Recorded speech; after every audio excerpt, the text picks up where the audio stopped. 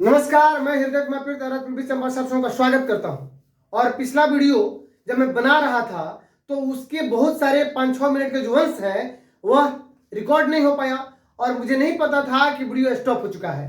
पिछले वीडियो में मैं बता रहा था कि सबसे अधिक जो टीईटी 2013-14 के जो शिक्षक बहाल हैं वे ठगे गए हैं। 2006-7 के जो ट्रेंड में बहाल हुए थे वे ठगे गए। 2000 आपको 6-7 कहीं हाई स्कूल 10+2 यानी 7 के हाई स्कूल और 2010 के 10+2 वाले बहाल वाले वे भी ठगे गए प्रमोशन के मामले में। आखिर क्या कारण रहा तो ये वीडियो में बता रहा था। तो इस वीडियो को देखने के पहले आपको उस वीडियो को देखना होगा। मैं उसका लिंक इसके डिस्क्रिप्शन में डाल दूंगा या कमेंट बॉक्स में डाल दूंगा। आप उसे देखने के बाद इसे देखिएगा ताकि आपको वीडियो समझ में आए। मैं उस वीडियो का निष्कर्ष इस वीडियो में देने वाला हूं कि आखिर क्या असर होता अगर हमारे 6 to 8 वाले प्रधान शिक्षक बन गए होते। क्या असर होता कि हाई स्कूल वाले अगर 10+2 में चले गए होते या 10+2 वाले प्रधान शिक्षक प्रधानाध्यापक बन गए होते या बेसिक ग्रेड के सभी शिक्षक अगर स्नातक ग्रेड में प्रमोशन कर लिए रहते यानी स्नातक ग्रेड में वे शिक्षक हो गए रहते। तो चलिए मैं शुरू करता हूं। मैं ये बता रहा था कि 2020 में जो निकाय नियमावली 21/8/2020 तिथि को आई तो 21/8/2020 को आई। इसके पहले 8 साल पर ही प्रमोशन था 2015 के नियमावली के हिसाब से। तो और ये 2012 के नियमावली के हिसाब से और 2012 के नियमावली के हिसाब से 8 साल पर प्रमोशन था। जो 2015 में चिट्ठी निकलता है प्रमोशन के लिए, लेकिन चूंकि 2015 में 2003, 5, 6 या 10 के जो बहाल शिक्षक थे ये सभी क्या थे, जो 3, 5, 6 के थे ये तो डीपी और संवर्धन को लेकर के 14-15 में प्रशिक्षण तिथि इनका था। केस में जाने के बाद मैं रिकैप कर दे रहा हूं कि 11-12 में डीपी से हो गया। तो 8 साल का जो समय था ये फुलफिल नहीं कर रहे थे जो अनट्रेंड शिक्षक जो बहाल हो गए 3, 5, 6, 10 में, है ना। लेकिन उसी समय के बाद जो ट्रेंड शिक्षक थे वे तो फुलफिल कर रहे थे ना, वे तो अर्हता उनके पास थी, उनका प्रमोशन हो सकता था 2012 नियमावली के हिसाब से, लेकिन नहीं हुआ क्योंकि उनकी संख्या कम थी। यथार्थ बता रहा हूं आपको।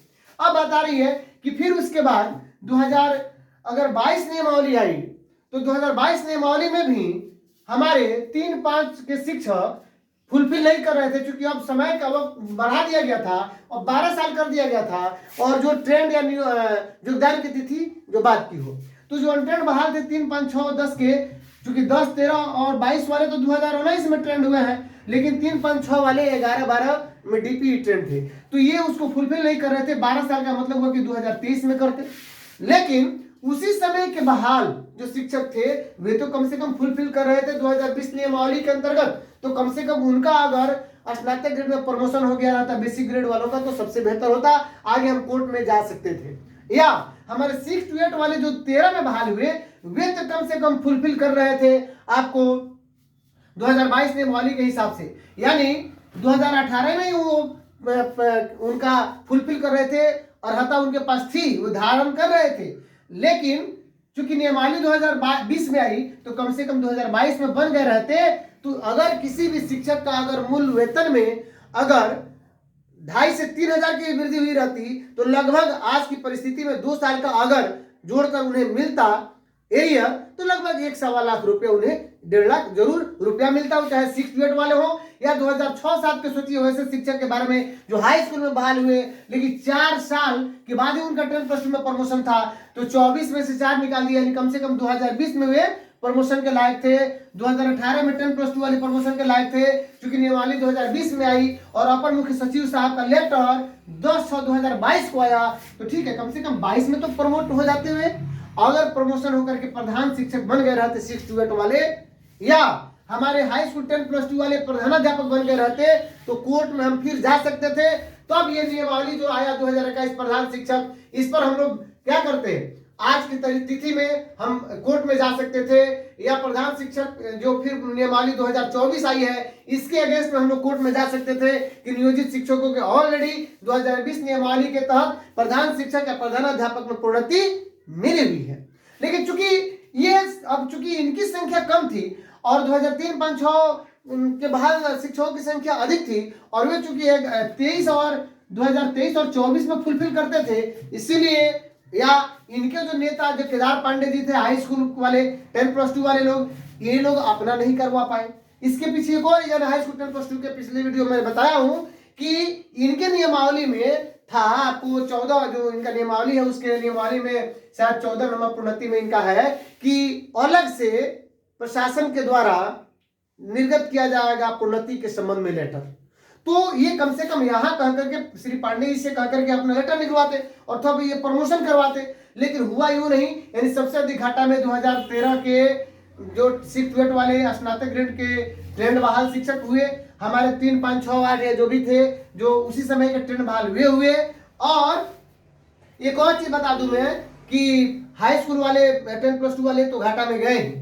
अब बात आ रही है कि आखिर निष्कर्ष क्या, अब प्रोन्नति कैसे और नियमावली कौन सा हावी रहा। मैं आपको बता दूं आज भी 2020 नियमावली क्रियाशील है, इसको निरस्त नहीं किया गया है। निरसन इस नियमावली के विषय में ना ही विशिष्ट में निरसन किया गया जो 2023 में आया 26/12, ना ही इस नियमावली के विषय में प्रधान शिक्षक वाला में निरसन किया गया है। प्रधान शिक्षक के संबंध में निरसन नहीं है, क्योंकि इस नियमावली के तहत प्रमोशन ही नहीं दिया गया, तो प्रधान शिक्षक में निरसन की बात कहां से आती है, चाहे 2021 के प्रधान शिक्षक नियमावली हो चाहे 2024 के प्रधान शिक्षक नियमावली हो। तो अर्थात कहने का तात्पर्य है कि निरसन नहीं है।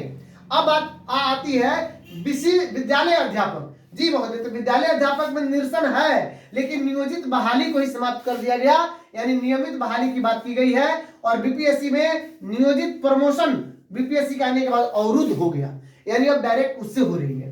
तो मेरे कहने का मतलब यह है कि प्रधान शिक्षक के प्रोन्नति में अब बाधा आ रही है, आनी ही है, क्योंकि प्रमोशन नहीं हुआ। और चूंकि जजमेंट जो आया है आपको 2/4/2024 को हाई कोर्ट से, उस जजमेंट में भी लिखा गया है कि राज्य सरकार द्वारा निर्धारित किए गए उचित शर्तों के अधीन जो फुलफिल करेंगे, हमारे चारों कैडर की बात की गई है प्रमोशन के संबंध में, वो उनको दिया जाएगा। अगर 2020 नियमावली को लिख दिया गया होता तो बहुत बेहतरीन होता, जो नहीं लिखा गया उस जजमेंट में। उसमें कहा गया कि राज्य सरकार के द्वारा उचित शर्तों के अधीन जो लाए गए जो नियम होंगे उसी के हिसाब से आपको प्रमोशन दी जाएगी। तो अब बात आ रही है स्नातक प्रमोशन। तो स्नातक प्रमोशन तो कुछ जिलों में हो चुका है, उसके आधार पर लोग कोर्ट में जा सकते हैं, लेकिन स्नातक प्रमोशन में कोई उतनी बाधा नहीं है ना। तो जजमेंट और स्नातक प्रमोशन में प्रोन्नति का जो रोड़ा है, यह जजमेंट जो है ये थोड़ा बहुत डाल सकता है, नहीं तो विशेष कोई बात नहीं है। हमारी 2020 की नियमावली क्रियाशील है। और जहां तक कि लाखों रुपये देने की बात थी और 80-90 हजार वेतन, तो चूंकि प्रमोशन होता तो वेतन तो 100% बढ़ता।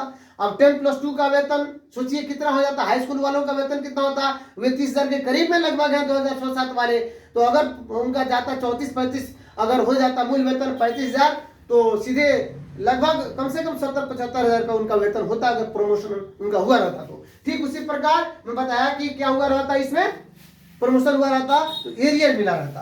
तो अगर ये वीडियो आपको अच्छी लगी हो, क्योंकि बेसिक ग्रेड से प्रमोशन के लिए 12 वर्ष का समय था, स्नातक में, स्नातक से 5 वर्ष का, प्रधान शिक्षक में 6 से 8 वाले जो शिक्षक थे 6वें वर्ष में उनका प्रमोशन था प्रधान शिक्षक में, और 9 से 10 वालों का 4 साल के बाद 10+2 में, और 6 साल के बाद फिर 10+2 वालों का प्रधानाध्यापक में था।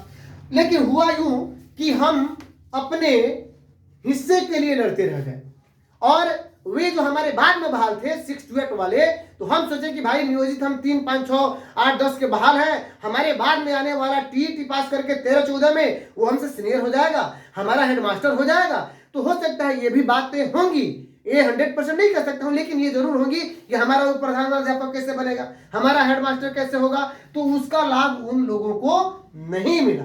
अगर मिला होता तो इस बेसिस पर जो आज के डेट में फुलफिल कर रहे हैं वे भी प्रमोट हो सकते थे प्रधान शिक्षक में, इसको आधार बनाकर हम कोर्ट में जा सकते थे। तो अगर ये वीडियो आपको अच्छी लगी हो तो इस वीडियो को आप सबसे अधिक शेयर कीजिएगा।